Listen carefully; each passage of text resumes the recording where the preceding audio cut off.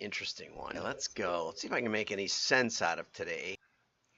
Okay, 5, 4, 3, 2, 1. I'm John Miglosh for the WDMA, and we're going to be talking about segmentation and other things today. And first, I just wanted to take a minute and show you some things you can do with LinkedIn that you might surprise you, let's just say. Okay, so I subscribed to a comedian, Don McMillan, and a short came up, and I'll start it for you, and then we'll try and finish it off for you. How does this engineer-comedian thing work? I don't know what people think I'm going to do. They think I'm going to tell a joke and then analyze it? And I thought, well, I could do that. So let's do that. What the hell? Let's do that. So here we go. This is actually a joke I wrote several years ago. I was hired by the American Association of Physicists. Yeah, the dream gig for any comedian, right there. And this is a true story, like 1991. I was hired to play their annual convention, and they said, "Didn't you make physics fun?" And I'm like, well, there's a challenge. So I wrote what I believed at the time was the first physics joke. Here you go. And Adam walks into a bar. See, that was enough for them right there. They were like, oh my God, that's funny. And Adam walks. Adams don't walk. They're very little. You could not see them walk. And they travel in discrete energy levels. There's no walking. This guy's crazy. That was enough. The physicists were dying. But there was more. So the Adam walks into the bar, says to the bartender, give me a deal. Bartender pours him the drink, hands it to him, goes, man, you look terrible. What's your problem? And the Adam says, I lost an electron today. The bartender says, are you sure? And the Adam says, I'm positive.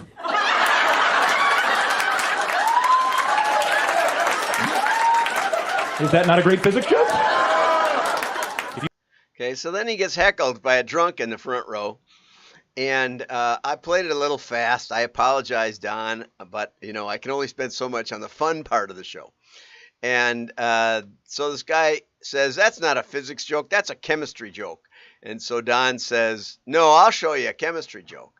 He says, same bar, a catalyst walks up to the door, and the bouncer says, where do you think you're going? And the catalyst says, in for a drink. He says, oh, no, you don't. Last time you were here, you started something. And the audience laughs. Okay. Well, then he gets to the end of it, and he's explaining how you have to have, an understanding of physics and have been to a bar for the first one.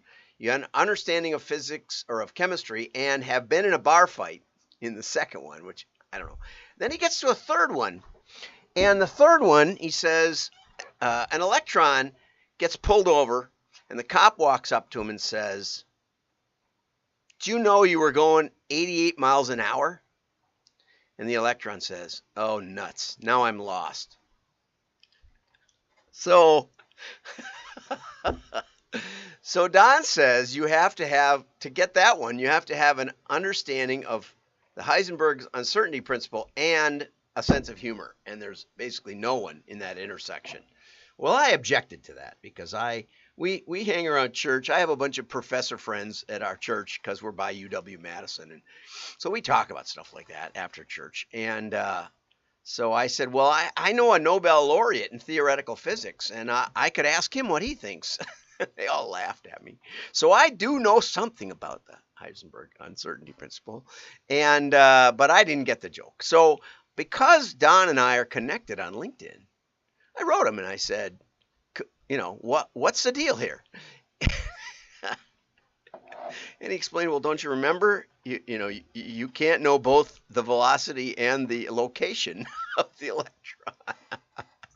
Now I'm laughing. So anyway, but how else would I be talking to this guy if it weren't for LinkedIn? When Scott Adams was interviewed by Hotep Jesus, his real name is Brian, I think.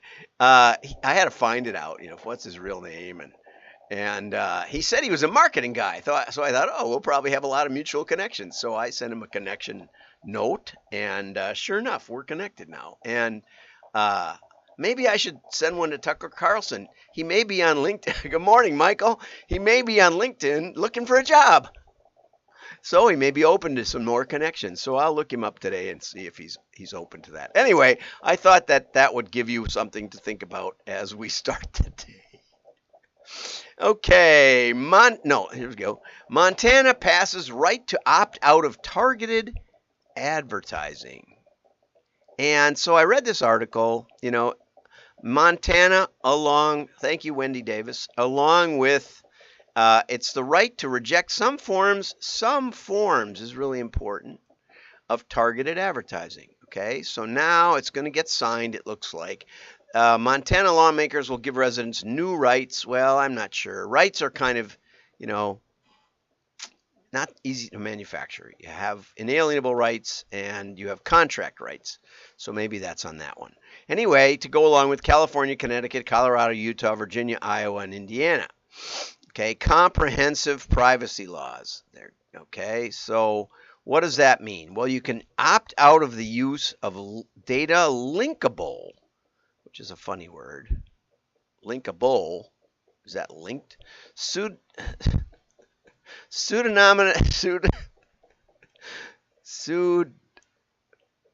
I don't know if that's a word either. How about anonymous data? Wendy, why would you use that word? Pseudonymous data, such as information stored on cookies. Okay, notice that is not a mailing list for behaviorally targeted ads. Okay, well, that's one of the things you should always look for in these bills. Is a lot of times they don't cover mail. So if you want to get reconnect with your customers, you can use mail, even though a lot of other things might be illegal. And so the measure defines ad targeting as serving ads to people based on their activity, online activity. Again, nothing to do with mail.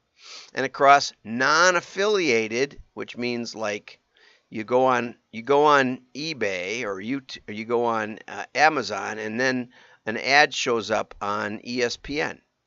Okay, the bill generally tells residents, and here's a even bigger, non-pseudonymous, I guess it is pseudonymous data.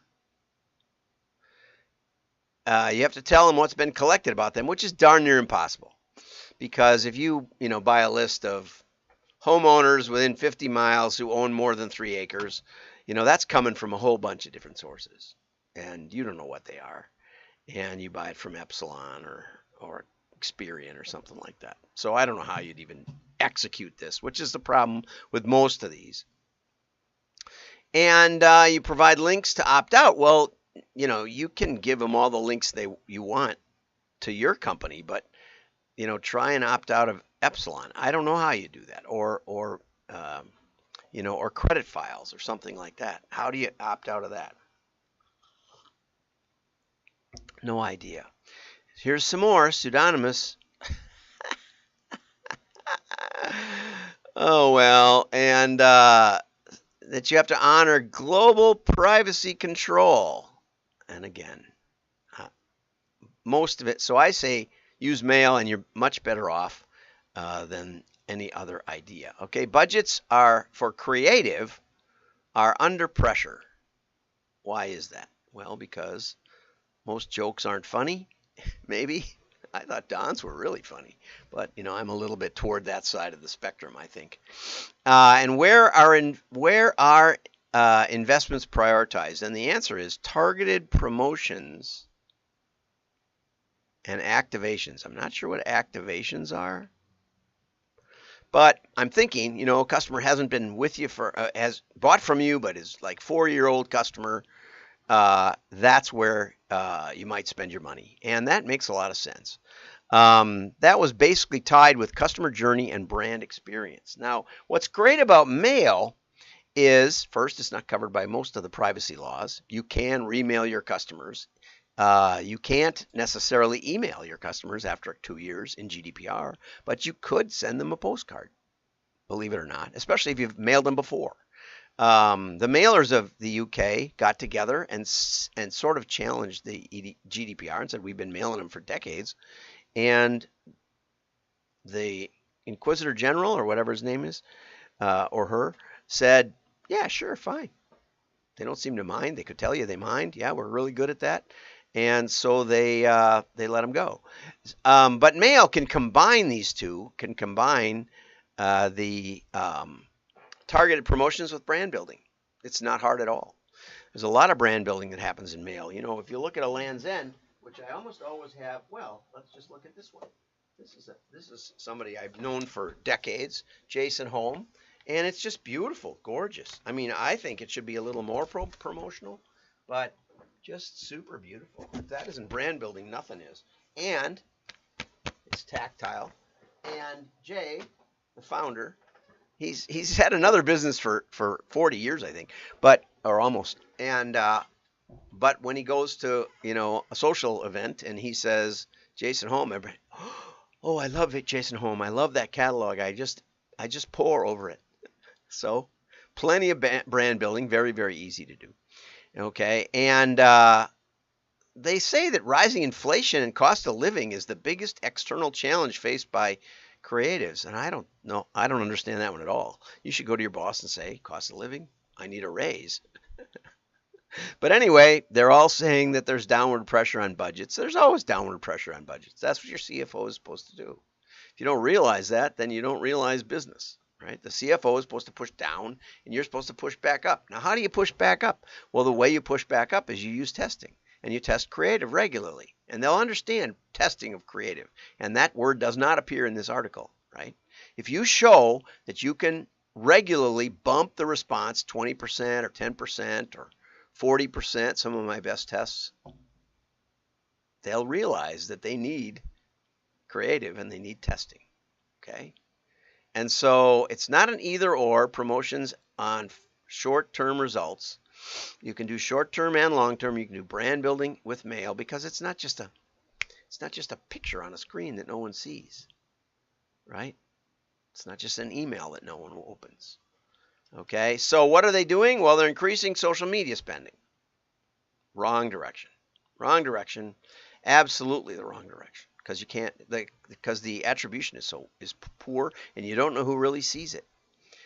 So that would be the last thing I would do. But that's what these creatives are doing. And one of the things that they say is both groups agree on the importance of leadership to harness creativity.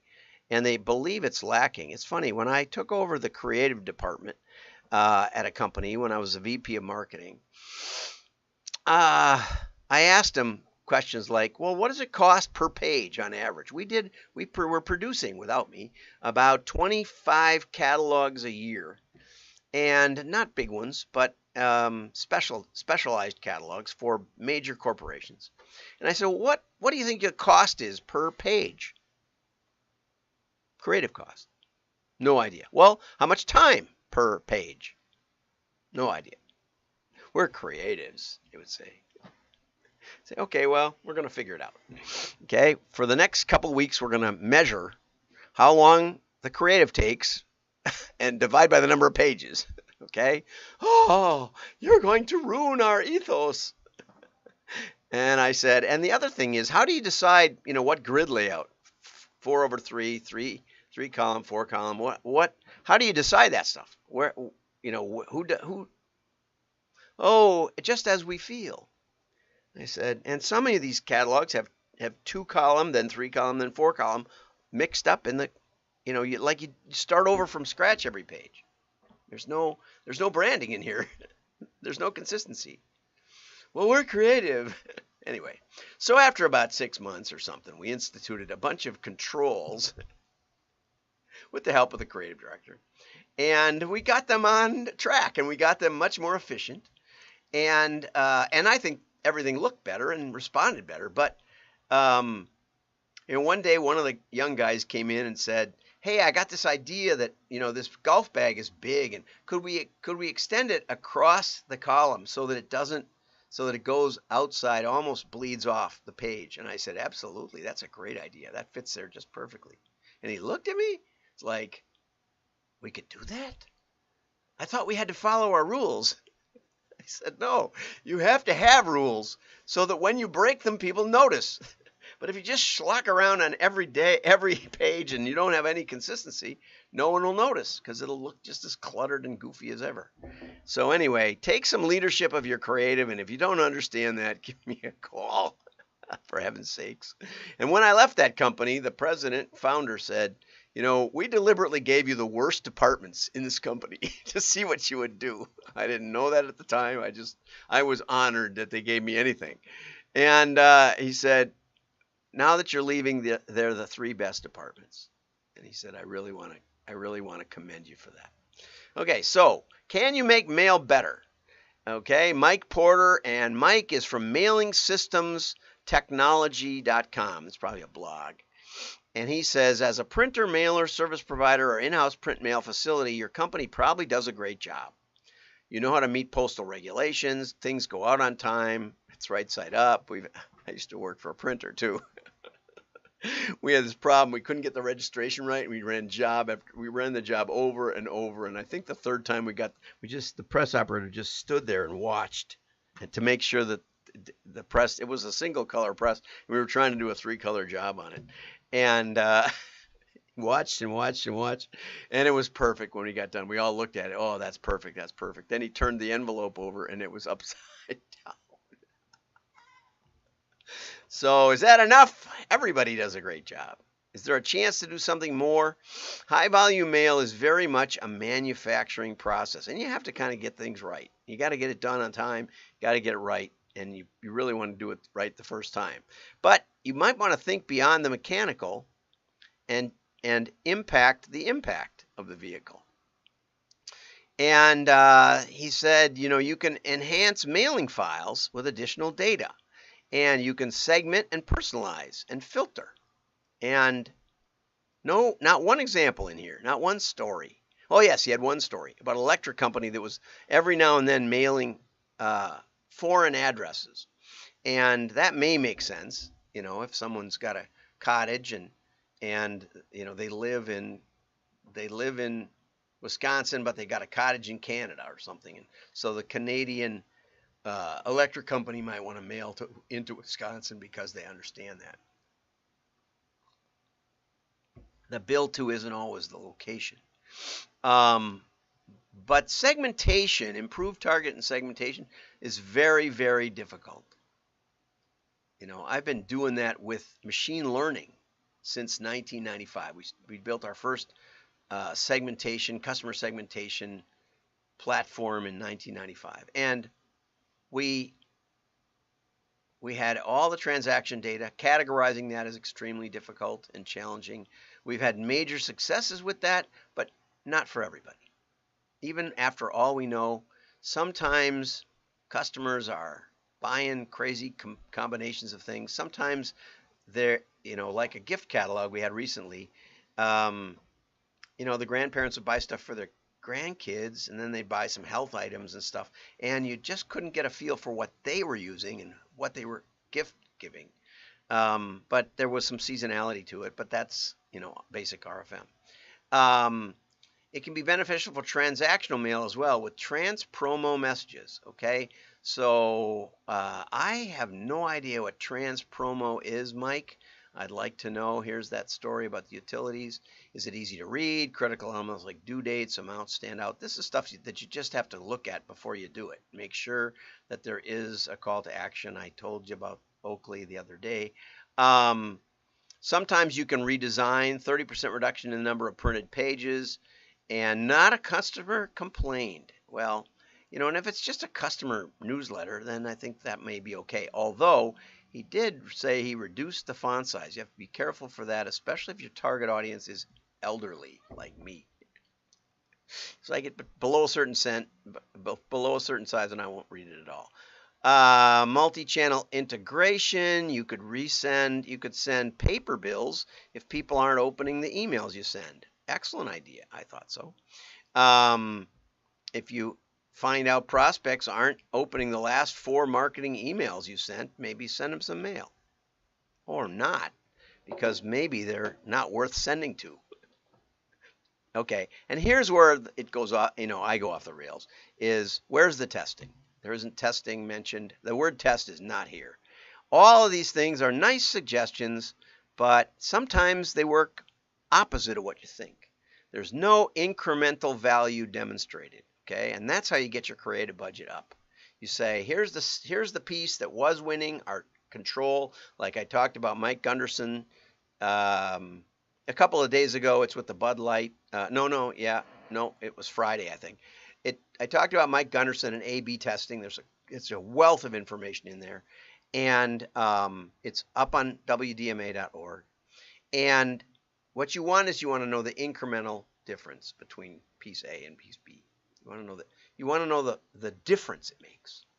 And by testing multiple creative elements and multiple list elements, you can find out the difference. And that is gold, just like I said in the previous area. Okay, and he does also mention, which I thought was good, he mentioned USPS Informed Visibility. They will notify you that pieces are delivered if the person's enrolled in Informed Delivery. Okay, and you can show your client delivery statistics, which are generally 100%. But you can even know the day, and you can follow up. The printer, if they're any good, can follow up with or can pre-email and say, this is coming in the mail. You might want to look at it. Okay, if you have the email also. And on the customer list, you generally would. So that's enough for today. Have a great day. Like and share. Your friends will know you're smart.